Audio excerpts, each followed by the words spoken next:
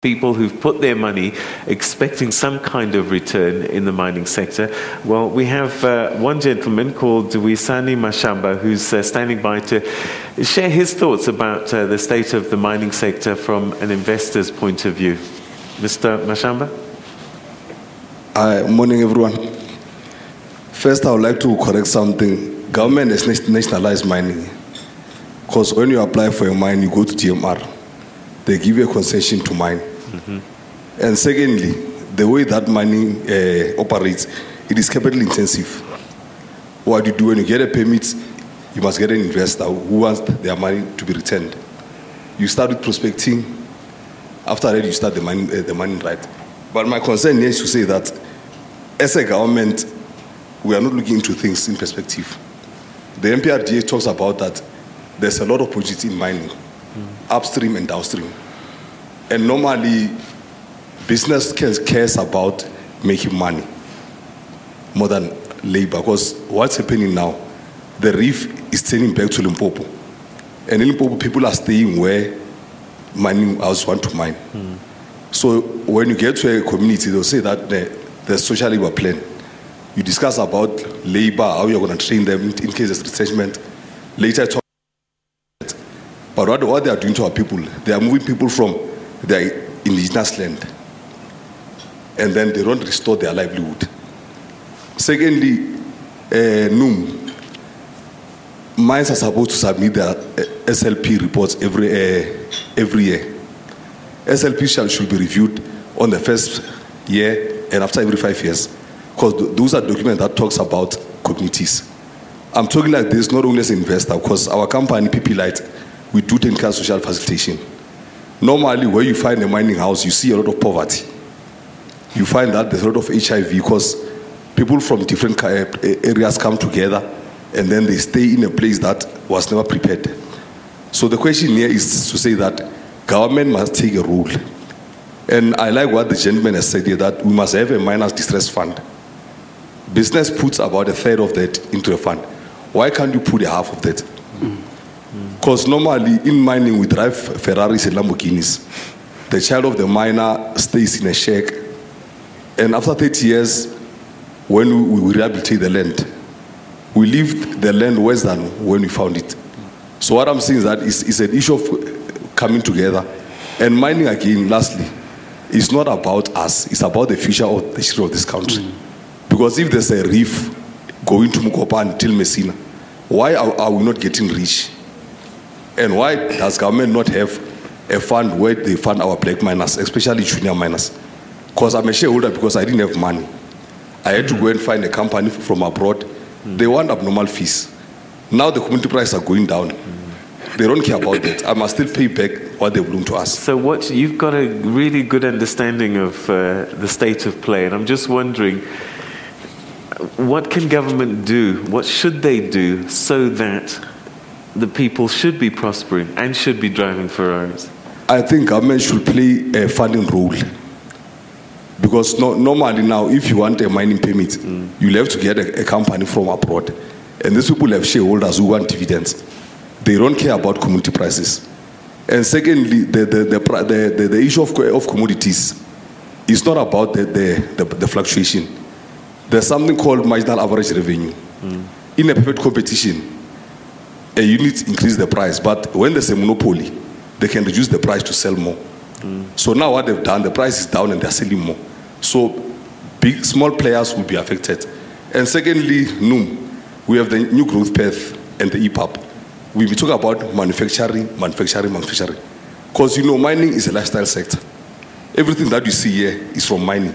If you can beneficiate and sell at a value, we are creating opportunities and we are making money. So problem is that we are selling out commodities that is raw and buying it back. And sometimes you find that China is no longer building dams and roads. And they no longer need the foundry sand from the byproduct of mining. So the price will go down because the demand is less. So government must play a role in terms of that. We must intensify the capacity in our country. And we must make sure that the 1% skill development is used properly.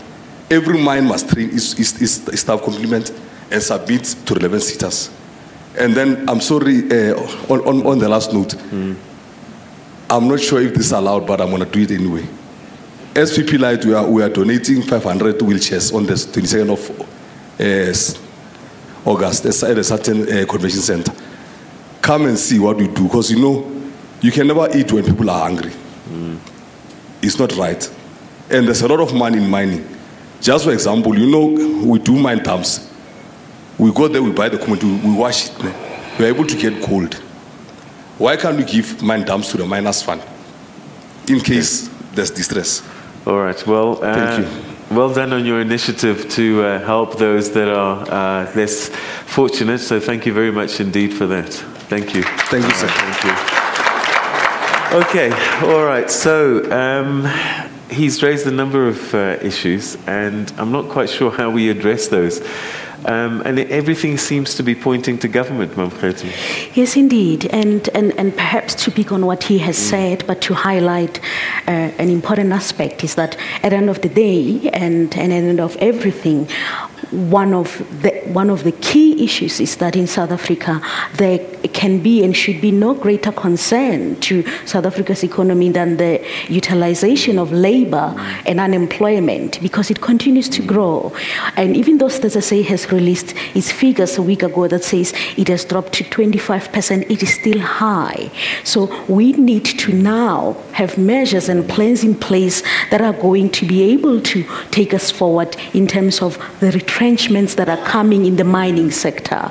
What are we going to do about those people who are retrenched? Can we retrain them, and can they be absorbed by other sectors of the economy? It is truly said that in South Africa's context, unemployed people and people who are going to be retrenched become an abstraction, just as statistics of numbers. And this should be worrying us, because our economy is not growing at the pace that we want it to be, but also that we are not moving fast enough to take people out of poverty. So our structural problems remain: inequality, unemployment, and poverty. And so what needs to happen is, how do we move? What happens next? Retrenchments are coming. What then? Do we have measures in place that are going to capture those jobs that are lost, or capture those people that are lost and plug them somewhere else in the sector of economy? Economy certainly cannot afford more retrenchments. Beneficiation has been talked about since 1994. Why is there no movement? Who is blocking it, not doing enough? I mean, the mining companies don't have to, or must they? Is it government again? Where does beneficiation start?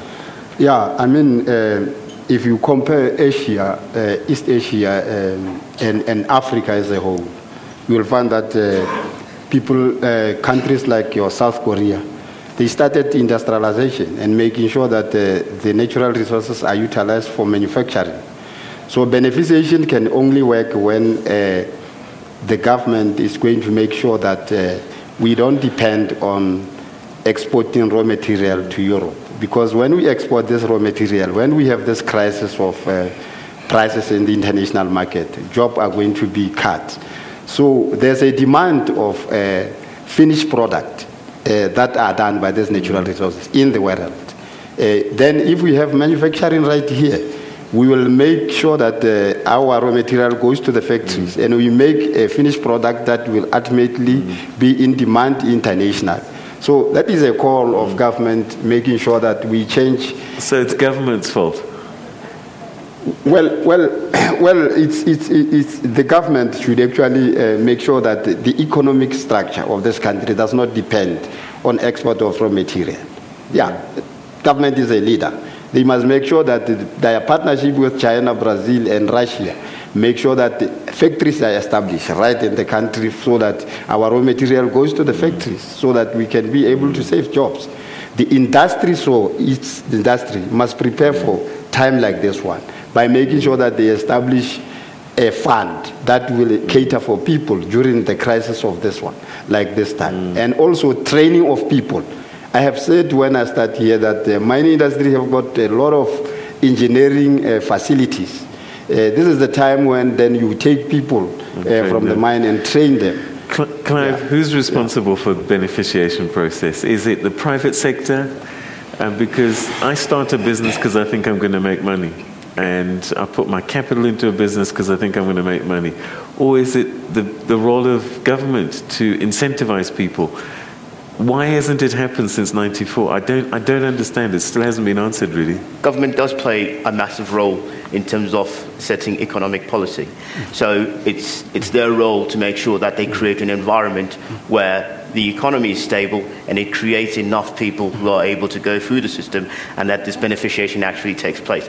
The problem that you're sitting with here, and maybe it's taking a strong stance, yeah. maybe it's just saying, that's it now, this is what's going to be happening, and you take stances like what China did or what South Korea, as you just mentioned, is. I mean, I want to give you an example of a very small country. I mean, Singapore, no natural resources whatsoever. But it's the bam city of the world. It's one of the best economic destinations where everybody wants to take their money. Why did they do it? Because they were able to do proper economic policies that actually benefit the people there. And so that's what we need to do. We need to ask government to do that here and implement it, but play as well a role, because you talk about beneficiation. The report from the Chamber of Mines shows that they missed their target. So I agree, it was supposed to be government that makes sure that they make sure that these guys actually meet their targets. However, they haven't done much as well themselves to move themselves to that target as well. All right. And if I may come in, there is also in South Africa's business, while one is equally hard on government, one is equally hard on the business sector, there's a complacency of saying that if government often gets in the way, there's too much bureaucracy and it's stifling business.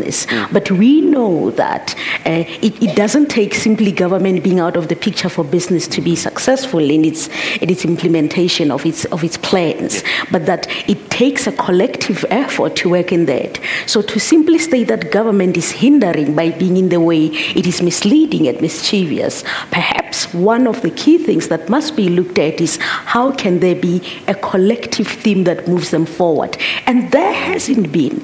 The mining sector itself has been complacent over time, and that is one of the key things that is affecting that and has forced the government and them to be at adversarial positions towards each other. All right. Sifiso is on table number 10. Sifiso Mkhize. If you could be brief with your question. I'm from the Chamber of Commerce and Industry. My question is for Clive. Clive, what is your view on the illicit financial flows as reported on by former President Thabo Mbeki? And what impact has this had on the mining industry and the stage that it finds itself in today? Yeah, I mean, okay. that is one of the biggest problems. I mean, it's happening not just in South Africa, actually, in the entire African continent. It seems like, I was talking to guys last time, I said, I must really write an article about this, about the recolonization of our continent.